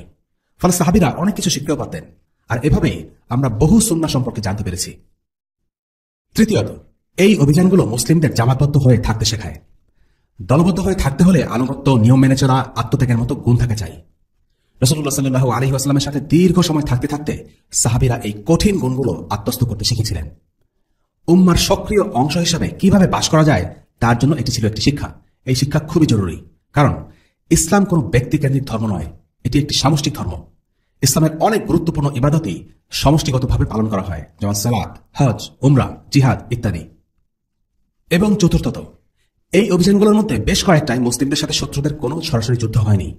তবে কোনো যুদ্ধ না হওয়া মানে এই নয় যে মুসলিমরা এসব অভিযান থেকে কিছুই অর্জন করেনি। সামরিক অভিযানের লক্ষ্য কেবল দখলদারিত্ব কিংবা শত্রুদের পরাজিত করা নয়। এই অভিযানগুলোর মাধ্যমে শত্রুদের সফলভাবে মদিনা আক্রমণ থেকে বিরত রাখা সম্ভব হয়েছে, এটা একটা অর্জন। এই অভিযানগুলোতে শত্রুরা পালিয়ে যাবার পরেও রাসূলুল্লাহ সাল্লাল্লাহু আলাইহি ওয়াসাল্লাম তার বাহিনী নিয়ে শত্রুর ঘাঁটিতে বেশ কিছুদিন অবস্থান করেছিলেন। এই অবস্থানকে আধুনিক যুগের সামরিক মহড়ার সাথে তুলনা করা যেতে পারে। এর মাধ্যমে প্রতিবেশী গোত্রগুলোকে মুসলিম সামরিক শক্তি ও রাজনৈতিক প্রভাব সম্পর্কে ধারণা দিয়ে সতর্ক করাই ছিল উদ্দেশ্য। আজকের পর্বের তৃতীয় অংশে আমাদের আলোচনার বিষয়বস্তু হচ্ছে কাব বিন আশরাফের হত্যাকাণ্ড। বর্তমানকালে আমরা যুদ্ধ বলতে কেবল গুলি, বোমা আর মিসাইলের যুদ্ধ বুঝে থাকি, কিন্তু যুদ্ধের পরিসর কখনোই এতটা সংকীর্ণ ছিল না। যুদ্ধ মানে কেবল অস্ত্রের যুদ্ধ নয়, বরং মিডিয়ার যুদ্ধ এক প্রকার যুদ্ধ। অস্ত্রের যুদ্ধ দিয়ে একজন মানুষের শরীর আর ভূমির উপর নিয়ন্ত্রণ করা যায়। কিন্তু মিডিয়ার যুদ্ধ এর চাইতেও বেশি ক্ষতি করতে পারে। মিডিয়ার যুদ্ধের মাধ্যমে একজন মানুষের মন ও মননকে দখল করা সম্ভব। একজন মানুষের বিশ্বাসের প্রতি সন্দেহ ঢুকে দেয়া, তার মানসিকতাকে দুর্বল করে দেয়া, তাকে মনস্তাত্ত্বিকভাবে পরাজিত করে দেয়া, ময়দানে নামার আগেই তার মনে ভয় ধরিয়ে দেয়া, এর সবই সম্ভব একটি সফল মিডিয়া ক্যাম্পেইনের মাধ্যমে। কাজেই মন, মনন আর ময়দান এই সবকিছু নিয়েই যুদ্ধ। মদিনায় কিছু লোক ছিল যারা মুসলিমদের বিরুদ্ধে মিডিয়া যুদ্ধে লিপ্ত ছিল। এরা রাসূলুল্লাহ সাল্লাল্লাহু আলাইহি ওয়াসাল্লামের বিরুদ্ধে আজে বাজে কথা বলতো এবং মুসলিমদের বিরুদ্ধে লোকদের খেপিয়ে তুলত। এই লোকগুলো কিছু ক্ষেত্রে ইসলামের সরাসরি শত্রু থেকেও ভয়ঙ্কর। এদেরকে রাসূলুল্লাহ ছেড়ে দেননি। শাইখুল ইসলাম ইবনে তাইমিয়া তার বিখ্যাত গ্রন্থ আস-সারিম আল-মাসলুল আলা শাতিমি রাসূল কিতাবে এই প্রসঙ্গে বলেন, মুহারাবা অর্থাৎ ইসলামের বিরুদ্ধে যুদ্ধ দুই প্রকার হতে পারে, অস্ত্রের যুদ্ধ এবং কথার যুদ্ধ। কথা দিয়ে ইসলামের বিরুদ্ধে যুদ্ধ হতে পারে অস্ত্রের যুদ্ধ থেকেও ভয়ঙ্কর। আমরা দেখেছি যারা মুখের কথা দিয়ে ইসলামের বিরুদ্ধে যুদ্ধ করেছে রাসূলুল্লাহ সাল্লাল্লাহু আলাইহি ওয়াসাল্লাম তাদেরকে হত্যা করেছেন। কিন্তু যারা কেবল অস্ত্র দিয়ে ইসলামের বিরুদ্ধে যুদ্ধে লড়েছে তাদের কাউকে কাউকে তিনি ক্ষমা করে দিয়েছেন। রাসূলুল্লাহর মৃত্যুর পর এই আইন থেকে কঠোরভাবে বাস্তবায়ন করতে হবে। কথা ও কাজ দুইভাবেই ফিতনা বা অশান্তি ছড়াতে পারে, কিন্তু কথার ফিতনা কাজের ফিতনা থেকেও বহুগুণ বেশি ভয়ঙ্কর। আবার অন্যদিকে কথার মাধ্যমে যে কল্যাণ অর্জিত হয় তা কাজের মাধ্যমে অর্জিত কল্যাণ থেকে অনেক গুণ বেশি। এটা প্রমাণিত যে আল্লাহ ও তার রাসূল সাল্লাল্লাহু আলাইহি ওয়াসাল্লামের বিরুদ্ধে কথা দিয়ে যুদ্ধ করা অধিকতর নিকৃষ্ট অপরাধ। দিনকে ধ্বংস করে দেওয়ার জন্য যত প্রচেষ্টা আছে সেগুলোর মধ্যে এটি সবচেয়ে বেশি কার্যকরী। মদিনায় এরকম বেশ কিছু লোককে শায়েস্তা করা হয় যারা আল্লাহর দ্বীন ও রাসূলুল্লাহ সাল্লাল্লাহু আলাইহি ওয়াসাল্লাম সম্পর্কে আজে বাজে বক্ত, যেমন আসমা বিনতে মারওয়ান, আবু ইফক আল ইয়াহুদি। এরা ছিল তেমনই কিছু মিডিয়া অ্যাক্টিভিস্ট। এরা হাতে অস্ত্র তুলে নেয়নি, এরা ইসলামের বিরুদ্ধে মুখের জবান দিয়ে যুদ্ধ করেছে। এদেরকে হত্যা করা হয়। তবে আসমা বিনতে মারওয়ান আর আবু ইফকের কাহিনী সিরাত ও ইতিহাস গ্রন্থে বর্ণনা করা হলেও হাদিসের মান বিচারে এই দুটো ঘটনা সহিহ হিসেবে প্রমাণিত নয়। তবে যার ঘটনা সহিহ সূত্রে বর্ণিত এবং সবচেয়ে বিখ্যাত ঘটনা সে হচ্ছে কাব ইবনে আশরাফ। কাব ইবনে আশরাফকে বলা যেতে পারে কাফের মিডিয়ার একজন মুখপাত্র। মুসলিমদের বিরুদ্ধে কথার কারণে যাদেরকে হত্যা করা হয়েছে তাদের মধ্যে সবচেয়ে আলোচিত হচ্ছে কাব ইবনে আশরাফের গুপ্ত হত্যা। কাব ছিল জাতিগতভাবে আরব। তার বাবা এক লোককে খুন করে তার গোত্র ছেড়ে পালিয়ে মদিনায় আশ্রয় নেয়। মদিনায় বনু নাজিরের এক ইহুদি মহিলাকে বিয়ে করে এবং তার গর্ভে কাবের জন্ম। জাতিগতভাবে আরব হলেও ধর্মবিশ্বাসে কাব ছিল ইহুদি। সে ছিল বেশ ধনী, একাধারে সে ভালো কবি আর বাকপটু। আরবদের মাঝে তার বেশ সম্মান ছিল। মুসলিমদের বিরুদ্ধে মিডিয়া ক্যাম্পেইনে সে ছিল সবচেয়ে সরব। ইসলামের প্রতি বিদ্বেষ তৈরিতে তার ছিল সক্রিয় ভূমিকা। বদর যুদ্ধে মুসলিমদের জয়ে শোকাহত কবি কাব ইবনে আশরাফ অস্ত্র হিসেবে বেছে নিল কবিতার ভাষা। সে বলে বেড়াতে থাকে, মহান কুরাইশদের এভাবে পরাজিত হবার চাইতে মরে যাওয়াই ভালো ছিল। কবিতার মাধ্যমে সে রাসূলুল্লাহ সাল্লাল্লাহু আলাইহি ওয়াসাল্লাম ও মুসলিমদের বিরুদ্ধে যুদ্ধ করার জন্য সবাইকে খেপিয়ে তুলত। মক্কায় গিয়ে কুরাইশদের সাথে সময় কাটাতো, তাদের দুঃখের সঙ্গী হতো, প্রতিশোধ নেবার জন্য উদ্বুদ্ধ করত। মক্কায় বসে রাসূলুল্লাহ সাল্লাল্লাহু আলাইহি ওয়াসাল্লামকে ব্যঙ্গ বিদ্রুপ করে সে বহু কবিতা লেখে। তার কবিতায় আরো এমন শব্দ থাকত যা সহ্য করার মতো নয়। নাম উল্লেখ করে সে সাহাবীদের স্ত্রী ও সৌন্দর্য নিয়ে নোংরা কবিতা লেখা শুরু করে। একদিন আবু সুফিয়ান তাকে জিজ্ঞেস করে, আচ্ছা কাব, বলো তো আল্লাহর কাছে কোন ধর্ম বেশি প্রিয়, আমাদের ধর্ম না মুহাম্মাদের ধর্ম? কাব উত্তর দেয়, তোমরাই তাদের থেকে বেশি হিদায়াত প্রাপ্ত। একজন ইহুদি হিসেবে কাব ভালো করে জানত যে মুশরিকদের পৌত্তলিক ধর্মের কোন ভিত্তি নেই, তবুও সে তাদেরকে খুশি করার জন্য তাদের ধর্মকে সঠিক বলে ফতোয়া দিল। কাব ইবনে আশরাফের মিডিয়া যুদ্ধের মোকাবেলায় রাসূলুল্লাহ সাল্লাল্লাহু আলাইহি ওয়াসাল্লাম প্রথমে বেছে নিলেন এই কাজের জন্য যোগ্য সাহাবী হাসসান ইবনে সাবিত রাদিয়াল্লাহু আনহুকে। তিনি ছিলেন মুসলিমদের মাঝে সেরা কবি। হাসসান ইবনে সাবিত এমন সব ব্যঙ্গাত্মক কবিতা লিখলেন যে মক্কার লোকেরা একে একে সবাই কাব ইবনে আশরাফকে তাদের ঘর থেকে বের করে দিল। যেমন কাব মক্কায় আল মুত্তালিব ইবনে আবি ওয়াদা এবং তার স্ত্রী আতিকা বিনতে উসাইদের বাসায় অতিথি হিসেবে ছিল। হাসসান ইবনে সাবিত রাদিয়াল্লাহু আনহু তখন আতিকা এবং তার স্বামীকে নিয়ে কঠিন ভাষায় নিন্দা করে এমন একটি কবিতা লিখলেন যে আতিকা ও তার স্বামী কাবকে ঘর থেকে বের করে দিতে বাধ্য হল। হাসসানের কবিতার একটি লাইন ছিল যার বাংলা করলে এমন দাঁড়ায়, তুমি তো ইতর গোলামদের কাঁদালে, এবার তুমি নিজেও কাঁদো, যেমন ছোট কুকুরের জন্য চিৎকার করে কাঁদে। অর্থাৎ হাসসান ইবনে সাবিত খুবই তীক্ষ্ণ আর বিদ্রুপের ভাষায় কবিতা লিখে কাবকে আক্রমণ করেছিলেন। কাবের চরিত্র হনন করে সকলের সামনে খুব জঘন্য আর বাজে চরিত্র হিসেবে তুলে ধরছিলেন, যার ফলে সে মক্কার যে বাড়িতে আশ্রয় নিত সে বাড়ি থেকেই তাকে বের করে দিচ্ছিল। এভাবে সে মক্কা থেকে চলে আসতে বাধ্য হয়। তৎকালীন আরবে কবিতায় ছিল মিডিয়া। একটি তীক্ষ্ণ সাহিত্য রসময় ঝাঁঝালো কবিতা মুহূর্তের মধ্যে পুরো আরবে ছড়িয়ে পড়ত, অনেকটা যেভাবে আজকাল কোনো একটি লেখা, ছবি বা ব্লগ পোস্ট ইন্টারনেটে ভাইরাল হয়। কবিতা যেমন কাউকে সম্মান এনে নিত, তেমনি এই কবিতায় ছিল কারো ইজ্জতহানি করার মোক্ষম অস্ত্র। আজকের দিনে মিডিয়াও সেরকম। মিডিয়া মানুষকে যা বলে মানুষ তাই বিশ্বাস করে। মিডিয়া চাইলে যে কাউকে হিরো বানাতে পারে, আবার যে কাউকে বানাতে পারে সন্ত্রাসী। আন্তর্জাতিক মিডিয়া গোটা পৃথিবীর মানুষের চিন্তা প্রভাবিত করতে পারে, জনমত নিয়ন্ত্রণ করতে পারে। কাব বিন আশরাফও ঠিক একই কাজ করছিল। সে রাসূলুল্লাহর বিরুদ্ধে একটি মিডিয়া যুদ্ধ চালিয়ে যাচ্ছিল এবং সামরিক যুদ্ধের প্রভাবক হিসেবে কাজ করছিল। মক্কা থেকে বিতাড়িত কাব মদিনায় ফিরে আসতে বাধ্য হল। হাসসান ইবনে সাবিত রাদিয়াল্লাহু আনহুকে দিয়ে আল্লাহ রাসূল সাল্লাল্লাহু আলাইহি ওয়াসাল্লাম যা করাতে চেয়েছিলেন তা সফল হল। কাব মুসলিমদের হাতের নাগালে ভেতরে চলে আসলো। মদিনার সনদকে লঙ্ঘন করার জন্য যা যা যথেষ্ট তা সবই কাব করেছে। সে আল্লাহ রাসূলের অবমাননা করেছে, মুসলিমদের ব্যঙ্গ করেছে, মুসলিম নারীদের নিয়ে আজে বাজে কবিতা লিখেছে। এর প্রত্যেকটি সনদ লঙ্ঘন করার জন্য যথেষ্ট ছিল। আর মুসলিমদের বিরুদ্ধে কুরাইশদের যুদ্ধ করতে উৎসাহ প্রদানের অপরাধ তো আছেই। এর ফলে সে একটি বৈধ সামরিক লক্ষ্যবস্তুতে পরিণত হল। তাকে হত্যা করার জন্য আর কোনো বাধা থাকল না। আর তাই রাসূলুল্লাহ সাল্লাল্লাহু আলাইহি ওয়াসাল্লাম তাকে পুরোপুরি দমন করার জন্য দ্বিতীয় কৌশল হাতে নিলেন। ঘটনাটা ইমাম বুখারী রাহিমাহুল্লাহ একাধিক সূত্রে বর্ণনা করেছেন। রাসূলুল্লাহ সাল্লাল্লাহু আলাইহি ওয়াসাল্লাম তার সাহাবীদের জিজ্ঞেস করলেন, আল্লাহ ও তার রাসূলের ক্ষতি করেছে যে পাপিষ্ঠ, সেই কাব বিন আশরাফের হাত থেকে আমাদের মুক্তি দিতে পারে এমন কে আছে? এগিয়ে এলেন আনসারী সাহাবী মুহাম্মদ বিন মাসলামা রাদিয়াল্লাহু আনহু। বললেন, আল্লাহ রাসূল, আপনি কি চান আমি তাকে হত্যা করি? হ্যাঁ, চাই। তাহলে আমাকে কিছু মিথ্যা কথা বলার অনুমতি দিন। রাসূলুল্লাহ সাল্লাল্লাহু আলাইহি ওয়াসাল্লাম বললেন, ঠিক আছে, যা তুমি ভালো মনে করো বলো। মুহাম্মদ ইবনে মাসলামা একা একাই কাবের কাছে গেলেন। বললেন, দেখো, কষ্টের কথা আর কি বলবো তোমাকে। এই মুহাম্মদ লোকটা আমাদের কাছে সাদাকা চায়, অথচ আমাদের নিজেদের পেটেই ঠিকমতো দানা পানি পড়ে না। তোমার কাছে এসেছি কিছু ঋণের জন্য। মুহাম্মদ বিন মাসলামা এসব কথা বলে কাব বিন আশরাফের আস্থাভাজন হবার চেষ্টা করছিলেন। কাব বলল, সবে তো শুরু, আল্লাহর কসম করে বলছি ওই লোক তোমাদেরকে অতিষ্ঠ করে তুলবে। মুহাম্মদ বিন মাসলামা বললেন, তার শেষ আমি দেখেই ছাড়ব, কিন্তু যেহেতু এখন তাকে মেনে চলেছি, এখনই তার সঙ্গ ত্যাগ করা মনে হয় ঠিক হবে না। সে যাই হোক, আমি তোমার কাছে কিছু খাবার ধার চাই। এই ধরো 2-1 ওয়াসা হলেই চলবে। কাব বলল, ঠিক আছে, কিছু একটা বন্ধক রাখো আমার কাছে। কি চাও তুমি? তোমাদের নারীদের বন্ধক রাখো, কাব প্রস্তাব করল। কি যে বলো তুমি, এটা কি হয়? তুমি হলে আরবের সবচেয়ে সুদর্শন পুরুষ। আচ্ছা ঠিক আছে, তাহলে তোমাদের ছেলেদের বন্ধক রাখো। না না না, সেটাই বা কিভাবে করি? এটা খুব লজ্জার ব্যাপার হয়ে যাবে। লোকে আমাদের ব্যাপারে আজে বাজে কথা বলা বলি করবে।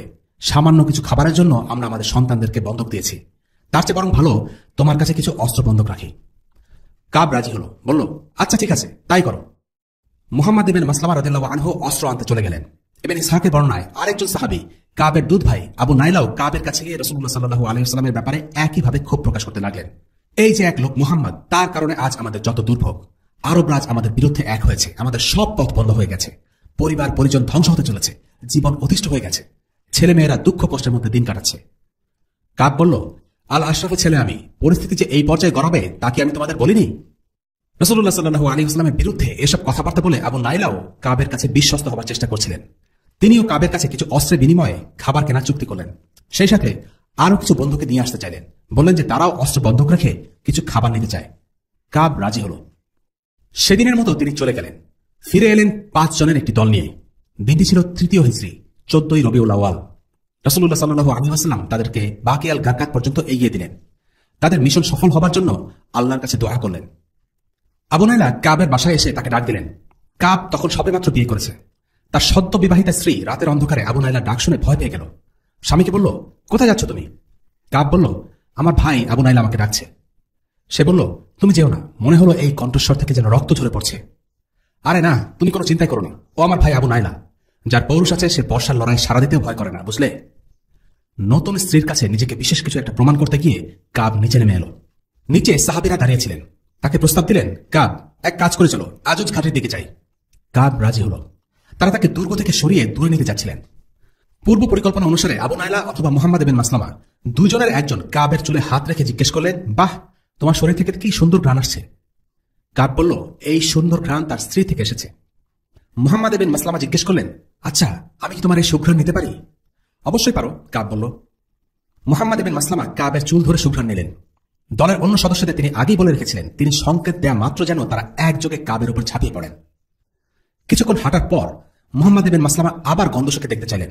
কাব এবারও রাজি হল। এইবার তিনি সুযোগ মতো তার মাথা জাপটে ধরলেন। অন্যদেরকে ডেকে বললেন, আসো তোমরা। বাকিরাও এগিয়ে এলেন আর তরবারি দিয়ে কাবকে কোপাতে লাগলেন, কিন্তু শরীরে বর্ম থাকায় হত্যা করতে পারলেন না। কাব চিৎকার করে উঠল। সাথে সাথে দুর্গের আলো জ্বলে উঠল। মুহাম্মদ ইবনে মাসলামা রাদিয়াল্লাহু আনহু বুঝলেন সময় কম। একটা ছুরি বের করে কাবের তলপেটে সজোরে চালিয়ে দিলেন। কাব শেষ হয়ে গেল। সবাই চলে এলেন। ধস্তাধস্তির সময় এলোপাতানি তরবারি চালনার ফলে 5 জনের মধ্যে একজন আহত হয়েছিলেন। তার প্রচুর রক্তক্ষরণ হচ্ছিল। তাকে কোলে করে মদিনায় নিয়ে আসতে হয়। মদিনার উপকণ্ঠে পৌঁছেই তারা দেখা পেলেন রাসূলুল্লাহ সাল্লাল্লাহু আলাইহি ওয়াসাল্লাম মিশনের সাফল্য দেখে খুশিতে বললেন, এই মুখগুলো উজ্জ্বল হোক। আর তারাও বললেন, আপনার চেহারাও উজ্জ্বল হোক ইয়া রাসূলুল্লাহ। রাসূলুল্লাহ সাল্লাল্লাহু আলাইহি ওয়াসাল্লাম এগিয়ে এসে আহত সাহাবীর ক্ষতস্থানে হাত রাখলেন। সঙ্গে সঙ্গে তিনি আগের মতো সুস্থ হয়ে গেলেন। এখন কাব ইবনে আশরাফের হত্যা থেকে আমরা কি কি শিক্ষা পাই? কয়েকটা পয়েন্টে আলোচনা করা যাক ইনশাআল্লাহ। 1 নম্বর পয়েন্ট, সাহাবীদের নিবেদিত আত্মা। রাসূলুল্লাহ সাল্লাল্লাহু আলাইহি ওয়াসাল্লামের যে কোনো আদেশ সাহাবীরা খুব গুরুত্বের সাথে গ্রহণ করতেন। কাব ইবনে আশরাফকে হত্যার দায়িত্ব নেওয়ার পর মুহাম্মদ ইবনে মাসলামা দুশ্চিন্তায় 3 দিন কিছু খেতেই পারেননি। এই খবর রাসূলুল্লাহ সাল্লাল্লাহু আলাইহি ওয়াসাল্লামের কাছে পৌঁছলে তিনি বললেন, মুহাম্মদ ইবনে মাসলামা, কি হয়েছে তোমার? তিনি জবাব দিলেন, হে আল্লাহর রাসূল, আমি তো আপনাকে কথা দিয়েছি, কিন্তু জানি না সে কথা আমি রাখতে পারবো কিনা। মুহাম্মদ ইবনে মাসলামা খুবই উদ্বিগ্ন ছিলেন, ভয় পাচ্ছিলেন এমনটা নয়, বরং রাসূলুল্লাহ সাল্লাল্লাহু আলাইহি ওয়াসাল্লামের দেয়া মিশন সফলতার সাথে সম্পন্ন করতে পারবেন কিনা তা নিয়ে চিন্তিত ছিলেন। চিন্তায় উদ্বেগে 3 দিনের জন্য খাওয়া দাওয়া বন্ধই হয়ে যায়। এটাই বলে দেয় সাহাবীরা তাদের কাজের ব্যাপারে কতটা নিবেদিত ছিলেন। তারা রাসূলুল্লাহ সাল্লাল্লাহু আলাইহি ওয়াসাল্লামের কোন আদেশকে হালকাভাবে নিতেন না। যদি কথা দিতেন তবে সেটা করেই ছাড়তেন। রাসূলুল্লাহ সাল্লাল্লাহু আলাইহি ওয়াসাল্লাম তাকে শান্ত ও নির্ভর করতে বললেন, তুমি তোমার সাধ্যের মধ্যে সর্বোচ্চটা করো, ফলাফল আল্লাহর হাতে। অর্থাৎ তিনি বলছেন, তুমি সাধ্যের সবটুকু ঢেলে দাও, তাহলেই আল্লাহ আযজা ওয়া জাল তোমার আমলকে কবুল করবেন। তোমার কাজের পরিণতির জন্য তুমি দায়ী থাকবে না, দায়ী থাকবে কেবল সাধ্যের সবটুকুতে চেষ্টা করেছো কিনা সেই ব্যাপারে। এর ফলাফল যা হবার সেটাই হবে। কাজেই ভালো কাজে আমাদের সর্বাত্মক চেষ্টা করতে হবে, চাই করি না কেন, ছোট হোক বা বড় হোক, যেন ভাবে না করে সুন্দর ও সুচারুরূপে করা যায়। এবং একই সাথে দরকার নিজেদের করা প্রতিজ্ঞা পূর্ণ করার ব্যাপারে সচেষ্ট হওয়া। কথা না রাখা মুনাফিকদের লক্ষণ। 2 নম্বর পয়েন্ট, ঘটনার প্রতিক্রিয়া। আবু দাউদের একটি বর্ণনা অনুসারে এই ঘটনার পর ইহুদি এবং মুশরিকরা খুব ভয় পেয়ে যায়। তারা পরদিন সকালে এসে রাসূলুল্লাহর কাছে এসে বলে, গতকাল রাতে আমাদের নেতাকে হত্যা করা হয়েছে। তখন রাসূলুল্লাহ সাল্লাল্লাহু আলাইহি ওয়াসাল্লাম তাদেরকে কাবকে কেন হত্যা করা হয়েছে সে কথা উল্লেখ করেন। এরপর তাদের সাথে কৃতচুক্তি নবায়ন করেন বা তাদেরকে একটি অঙ্গীকারনামা লিখে নিয়ে আসতে বলেন, যেখানে তারা এই ধরনের কাজ দ্বিতীয়বার না করার ব্যাপারে প্রতিশ্রুতিবদ্ধ হয়। 3 নম্বর পয়েন্ট, হত্যার কারণ। কাবকে কোন পন্থায় এবং কেন হত্যা করা হয়েছিল সেই ব্যাপারে বিস্তারিত আলোচনা করা হয়েছে শাইখ ইবনে তাইমিয়া রাহিমাহুল্লাহর বিখ্যাত আস-সারিম আল-মাসলুল আলা শাতিমির রাসূল কিতাবে। সেখানে আল ওয়াকিদের একটি বর্ণনা এসেছে, সেখানে বলা হয়েছে, পরদিন সকালে ইহুদিরা মুশরিকদের সাথে নিয়ে রাসূলুল্লাহ সাল্লাল্লাহু আলাইহি ওয়াসাল্লামের কাছে এসে বলল, আমাদের নেতাকে গত রাতে গুপ্ত হত্যা করা হয়েছে, অথচ আমরা জানি সে কোনো অপরাধ করেনি। তখন রাসূলুল্লাহ সাল্লাল্লাহু আলাইহি ওয়াসাল্লাম তাদেরকে বললেন, যদি সে অন্যদের মতো চুপ থাকতো তাহলে তাকে হত্যা করা হতো না, কিন্তু সে আমাদের কষ্ট দিয়েছে, তার কবিতার মাধ্যমে আমাদের ব্যঙ্গ করেছে। তোমাদের মধ্যে কেউ যদি একই রকম কাজ করে তাহলে তরবারি দিয়েই আমরা তার সাথে বোঝাপড়া করব।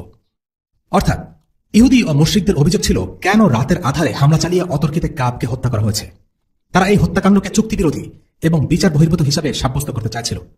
রাসূলুল্লাহ সাল্লাল্লাহু আলাইহি ওয়াসাল্লাম তখন তাদেরকে বললেন, কাবের মতো অনেকেই আছে যাদের অন্তরে ইসলাম বিদ্বেষ আছে, কিন্তু কেবল কাবকে হত্যা করা হয়েছে কারণ সে কথার মাধ্যমে মুসলিমদের কষ্ট দিয়েছে এবং ব্যঙ্গাত্মক কবিতা লিখেছে। কেন কাব ইবনে আশরাফকে হত্যা করা হয়েছে সেই আলোচনায় শাইখুল ইসলাম ইবনে তাইমিয়া রাহিমাহুল্লাহ মন্তব্য করেন, কাবকে হত্যা করা হয়েছে তার কবিতার জন্য, যা সে মক্কায় যাওয়ার আগেই লিখেছিল। কাব যা অপকর্ম করেছে সেগুলো করেছে জবান দিয়ে।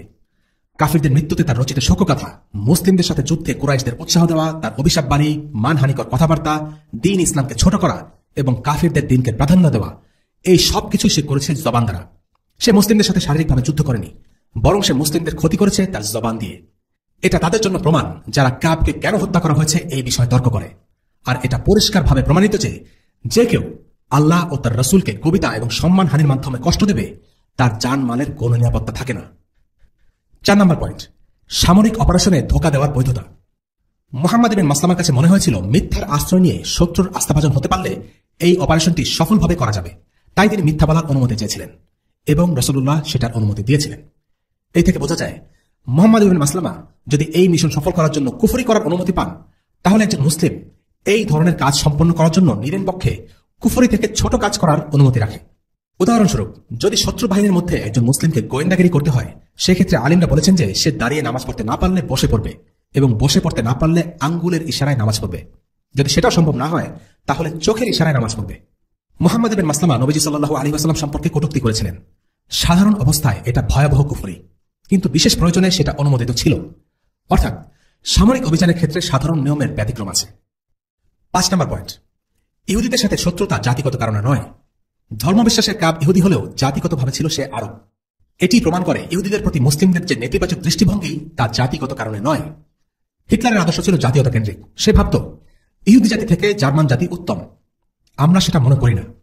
জাতি পরিচয় নিয়ে আমাদের কোনো মাথা ব্যথা নেই, আমাদের আপত্তি মন মানসিকতা নিয়ে। ইহুদিরা তাদের হীন মনোমানসিকতার জন্যই মুহাম্মদ সাল্লাল্লাহু আলাইহি ওয়াসাল্লাম এবং মুসলিমদের নামে কটূক্তি করে, মুসলমানদের বিরুদ্ধে ষড়যন্ত্রে লিপ্ত হয় এবং ধোঁকা দেয়। তাদের পরিচয় নয়, বরং তাদের কাজই তাদেরকে মুসলিমদের প্রতিপক্ষ হিসেবে দাঁড় করায়। 6 নম্বর পয়েন্ট, সব যুদ্ধ ময়দানে হয় না। অনেক সময় গুপ্ত হত্যার মাধ্যমে আল্লাহর দুশমনদের অনেক বেশি ক্ষতি করা সম্ভব। কাব ইবনে আল-আশরাফের ক্ষেত্রে তাই হয়েছে, তাকে গুপ্ত হত্যা করা হয়েছে। অনেকে মনে করেন ইসলাম বিদ্বেষীদের মিডিয়া প্রোপাগান্ডার জবাব কেবল মিডিয়া দিয়েই দিতে হবে, কিন্তু আমরা দেখেছি আল্লাহ রাসূল সাল্লাল্লাহু আলাইহি ওয়াসাল্লাম হাসান ইবনে সাবিতকে দিয়ে যেমন কাব ইবনে আশরাফকে মিডিয়ার ময়দানে মোকাবেলা করেছেন, তেমনি তিনি মুহাম্মদ ইবনে মাসলামাকে পাঠিয়েছেন তাকে হত্যা করার জন্য। আল্লাহ রাসূলকে গালি দেওয়া কুফরি, আর এই কাজের শাস্তি হলো মৃত্যুদণ্ড। আমাদের আজকের পর্ব শেষ করব আমরা দুটো বিয়ের ঘটনা দিয়ে। প্রথমটি হচ্ছে আল্লাহ রাসূল সাল্লাল্লাহু আলাইহি ওয়াসাল্লামের সাথে ওমর রাদিয়াল্লাহু আনহুর মেয়ে হাফসা রাদিয়াল্লাহু আনহার বিয়ে। রাসূলুল্লাহ সাল্লাল্লাহু আলাইহি ওয়াসাল্লাম তার ঘনিষ্ঠ সাহাবীদের সাথে ঘনিষ্ঠতা বৃদ্ধি করার জন্য তাদের সাথে আত্মীয়তার সম্পর্ক তৈরি করেন। হাফসার প্রথম স্বামী মারা যাওয়ার পর ওমর রাদিয়াল্লাহু আনহু গেলেন ওসমান রাদিয়াল্লাহু আনহুর কাছে, নিজেই মেয়ের প্রস্তাব নিয়ে গেলেন। ওসমান তার প্রস্তাব ফিরিয়ে দিলেন, বললেন তিনি এখন বিয়ের কথা ভাবছেন না। ওমর রাদিয়াল্লাহু আনহু কিছুটা মনক্ষুণ্ণ হলেন। এরপর তিনি গেলেন আবু বকর রাদিয়াল্লাহু আনহুর কাছে। আবু বকর তার প্রস্তাবের জবাবে হ্যাঁ না কিছুই বললেন না। ওমর আরো রেগে গেলেন। এর কিছুদিন পর আল্লাহ রাসূল সাল্লাল্লাহু আলাইহি ওয়াসাল্লাম নিজেই প্রস্তাব পাঠিয়ে হাফসাকে বিয়ে করে নেন। হাফসা এভাবে হয়ে গেলেন উম্মাহাতুল মুমিনিনদের একজন। তখন আবু বকর এসে ওমরকে বললেন, তুমি নিশ্চয়ই আমার উপর রাগ করেছিলে, কারণ আমি তোমাকে হ্যাঁ না কিছুই বলিনি, তাই না? ওমর বললেন, হ্যাঁ তাই। আবু বকর তখন বিষয়টা ব্যাখ্যা করলেন, বললেন, আমি আল্লাহ রাসূলের মুখে হাফসার কথা শুনেছি। আমি আল্লাহ রাসূলের কোনো গোপন খবর প্রকাশ করতে পারি না, তাই চুপ ছিলাম। যদি আল্লাহ রাসূল সাল্লাল্লাহু আলাইহি ওয়াসাল্লাম হাফসাকে বিয়ে না করতেন, তাহলে আমি তাকে বিয়ে করে নিতাম। অর্থাৎ আবু বকর জানতেন যে আল্লাহ রাসূল সাল্লাল্লাহু আলাইহি ওয়াসাল্লাম হাফসাকে বিয়ে করার ব্যাপারে আগ্রহী ছিলেন, আর এই কারণে তিনি হ্যাঁ না কিছুই বলেননি। এখানে একটা বিষয় খেয়াল করার মতো, সাহাবীদের উদারচেতা আচরণ। যোগ্য পাত্র পেলে তারা নিজেরাই নিজেদের মেয়ের বিয়ের প্রস্তাব তুলতেন। এ নিয়ে তাদের মধ্যে কোন রকম অহংবোধ বা অযথা সংকোচ কাজ করত না। দ্বিতীয় বিয়ের ঘটনাটি হচ্ছে রাসূলুল্লাহ সাল্লাল্লাহু আলাইহি ওয়াসাল্লামের নিজের মেয়ে ফাতিমা রাদিয়াল্লাহু আনহার সাথে আলী রাদিয়াল্লাহু আনহুর বিয়ে। ঘটনাটা বেশ মজার। আলী রাদিয়াল্লাহু আনহুর একটা দাসী ছিল।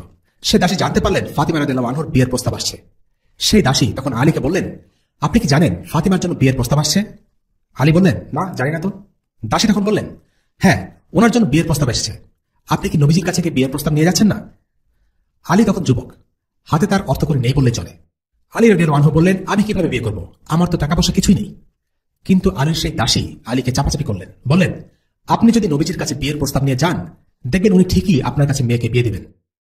শেষ পর্যন্ত আলী রাদিয়াল্লাহু আনহু বিয়ের প্রস্তাব নিয়ে নবীজির কাছে গেলেন, নবীজির পাশে গিয়ে বসলেন, কিন্তু লজ্জার কারণে মুখ ফুটে বিয়ের কথা তুলতেই পারছেন না। নবীজি সাল্লাল্লাহু আলাইহি ওয়াসাল্লাম আলীকে দেখেই বুঝতে পারলেন আলী বোধহয় কিছু একটা বলতে এসেছেন। তিনি জিজ্ঞেস করলেন, কি খবর আলী, কিছু বলবে নাকি? কিন্তু আলী এবারও চুপ করে থাকলেন, কিছুই বললেন না। নবীজি তখন নিজ থেকেই বললেন, তুমি সম্ভবত ফাতিমাকে বিয়ে করার প্রস্তাব নিয়ে এসেছো, তাই না? আলী বললেন, জি। নবীজি তখন বললেন, আচ্ছা মোহরানা আদায় করার মতো কিছু আছে তোমার? আলী রাদিয়াল্লাহু আনহু বললেন, না আল্লাহ রাসূল, সেরকম তো কিছু নেই। রাসূলুল্লাহ সাল্লাল্লাহু আলাইহি ওয়াসাল্লাম বললেন, তোমার একটা বর্ম আছে না, ওতেই চলবে। আলী সেই বর্ম দিয়েই মোহরানা আদায় করলেন। বিয়ে হয়ে গেল আলীর সাথে আল্লাহ রাসূল সাল্লাল্লাহু আলাইহি ওয়াসাল্লামের মেয়ে ফাতিমার। মদিনার নেতার মেয়ের বিয়ে হলো সামান্য একটি বর্মের মোহরানা দিয়ে। রাসূলুল্লাহ সাল্লাল্লাহু আলাইহি ওয়াসাল্লাম তার মেয়েকে বিয়ে উপলক্ষে গিফট দিলেন কিছু ভেলভেট, রান্নার কিছু সামগ্রী আর ইস্কের ঘাস দিয়ে ভর্তি একটা চামড়ার সুগন্ধি বালিশ। ব্যাস এতটুকুই। রাসূলুল্লাহ নিজে যেমন অনাড়ম্বর জীবনযাপন করতেন, তেমনি নিজ পরিবারকেও সাদামাটা জীবনযাপনে উৎসাহ দিতেন। আলী আর ফাতিমার সংসার ছিল সাদাসিধে সংসার, বিলাসিতা তাদের জীবনে কখনোই ছিল না। আমরা একটি ঘটনা জানি যেখানে ফাতিমা রাদিয়াল্লাহু আনহু নবীজি সাল্লাল্লাহু আলাইহি ওয়াসাল্লামকে বলেছিলেন ঘরের কাজকর্মের জন্য তার খুব কষ্ট হচ্ছে, তার হাত শুষ্ক হয়ে গেছে, শরীরে দাগ পড়ে গেছে। তিনি নবীজির কাছে একটা দাস বা সেবক চাচ্ছিলেন যে তাকে ঘরের কাজে সাহায্য করবে। আল্লাহ রাসূল সাল্লাল্লাহু আলাইহি ওয়াসাল্লাম তাকে বলেছিলেন, আস-সুফফার অধিবাসীরা না খেয়ে আছে, আমি তোমাদেরকে কিভাবে একটা দাস দেই? আমি এই দাসদেরকে বিক্রি করে দেব, সেই টাকা দিয়ে আস-সুফফার অধিবাসীদের পেছনে খরচ করব। কিছুক্ষণ পর তিনি তাদের রুমে গেলেন, তাদেরকে বললেন, তোমরা আমার কাছে যা চেয়েছো তার থেকেও ভালো কিছু আমি তোমাদেরকে দেব। আমি তোমাদেরকে দিচ্ছি এমন কিছু যা জিবরিল আমাকে শিখিয়েছেন। প্রত্যেক সালাতের পর তোমরা 10 বার সুবহানাল্লাহ, 10 বার আলহামদুলিল্লাহ এবং 10 বার আল্লাহু আকবার পড়বে। আর যখন ঘুমাতে যাবে তখন 33 বার সুবহানাল্লাহ, 33 বার আলহামদুলিল্লাহ এবং 34 বার আল্লাহু আকবার পড়বে। আল্লাহ রাসূল সাল্লাল্লাহু আলাইহি ওয়াসাল্লাম ছিলেন একজন রাষ্ট্রপ্রধান। তিনি চাইলে একটা দাস তার মেয়ে আর তার মেয়ের স্বামীর কাজের সুবিধার জন্য দিতে পারতেন, কিন্তু তিনি সেটা করেননি। তিনি মসজিদের ক্ষুধার্ত মানুষগুলোর কষ্টের কথা আগে ভেবেছেন। আলী আর ফাতিমার কষ্ট হচ্ছিল সত্যি, কিন্তু অন্তত তারা না খেয়েছিলেন না। আল্লাহ রাসূল সাল্লাল্লাহু আলাইহি ওয়াসাল্লাম এইভাবে ইনসাফ শিক্ষা দিয়েছেন। নিজে সাদাসিধে জীবনযাপন করেছেন, নিজের পরিবারের জন্য তাই চেয়েছেন। আল্লাহ রাসূল সাল্লাল্লাহু আলাইহি ওয়াসাল্লামের এই শিক্ষার প্রতিফলন আমরা দেখি ইসলামের চতুর্থ খলিফা আলী রাদিয়াল্লাহু আনহুর জীবনে। যেই জিকিরগুলো আলীকে নবীজি শিখিয়ে গেছেন, আলী সব সময় সেই জিকিরগুলো করেছেন, কখনো এই ইবাদতটি ছেড়ে দেননি। বহু বছর পর সিফফিনের যুদ্ধের সেই রাতে যখন প্রচন্ড চাপ আর উত্তেজনার একটি সময় পার করছিল সবাই, তখনও তিনি এই জিকিরের ইবাদত ছেড়ে দেননি। তিনি যখন খলিফা হয়েছিলেন তখনও তিনি ছিলেন সেই যুবক বয়সের আলী, সাদাসিধে, অনাড়ম্বরহীন। তার ব্যাপারে দিরার ইবনে দামারা বলেছিলেন, তিনি এই দুনিয়ার আর দুনিয়ার প্রলোভনের প্রতি বিমুখ ছিলেন। রাত আর রাতের অন্ধকার তার ভালো লাগত। যখন তিনি আল্লাহর জিকির করতেন, সালাত আদায় করতেন এবং কোরআন পাঠ করতেন, আল্লাহর কসম, আল্লাহর ভয়ে তিনি কতই না কাঁদতেন। তার অন্তর্দৃষ্টি ছিল, তিনি গভীরভাবে ভাবতেন। তিনি খাটো কাপড় পরতেন আর তার খাবার ছিল একেবারে সাধারণ। আমাদের আজকের পর্ব এখানে শেষ করছি। পরবর্তী পর্বে আমরা ইনশাআল্লাহ উহুদের যুদ্ধ নিয়ে আলোচনা শুরু করব। ওয়াসাল্লাল্লাহু আলা সাইয়্যিদিনা মুহাম্মদ ওয়া আলা আলিহি ওয়া আসহাবিহি ওয়া সাল্লাম। আলহামদুলিল্লাহি রাব্বিল আলামিন। আসসালামু আলাইকুম ওয়া রাহমাতুল্লাহি ওয়া বারাকাতুহু।